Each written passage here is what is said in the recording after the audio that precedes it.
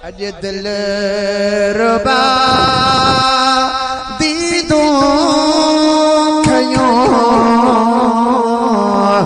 दिल पर निहारी दो वयो अज दिल रुबा दीदों खयों दिल पर निहारी दो वयो कई नजर सा कई दिलों अरबी उजारी दो वयो कई नजर सा कई दिलों अरबी उजारी दो वयो।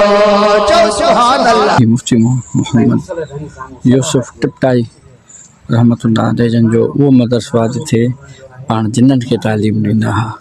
सुभान अल्लाह। ऐं ही उहो मदरसो आहे मुफ्ती साईं जन। सुभान अल्लाह। हिन मदरसे में पाण दीनी तालिबन खे दीन जो सबक ॾींदा हा। शहर आहे टिपटा शरीफ। मुफ्ती मोहम्मद यूसुफ टिपटाई रहमतुल्लाह अलैह ऐं ॿिया टिपटाई शहीद बुज़ुर्ग हिन जगह ते आरामी आहिनि।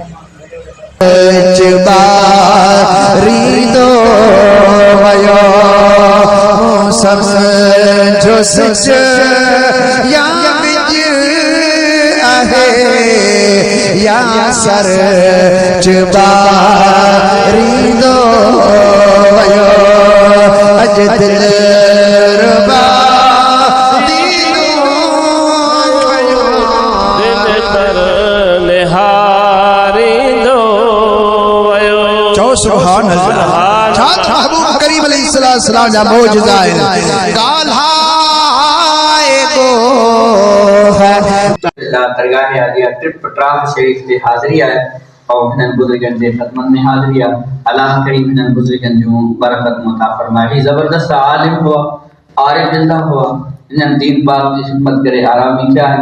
ही बुजुर्ग मियां अब्दुल रहीम ए मियां मोहम्मद ए मियां अहमद हिया हज़रत शहीद यूसुफ टिपटाई ऐं मियां अब्दुल रऊफ हे टिपटा शरीफ जा ही बुजुर्ग आहिनि। हिननि जी बारगाह बरकतूं अता फरमाए।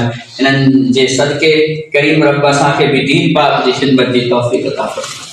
आमीन। बचड़ा बई जानिब जियारी दो वयो अज दिल रुबा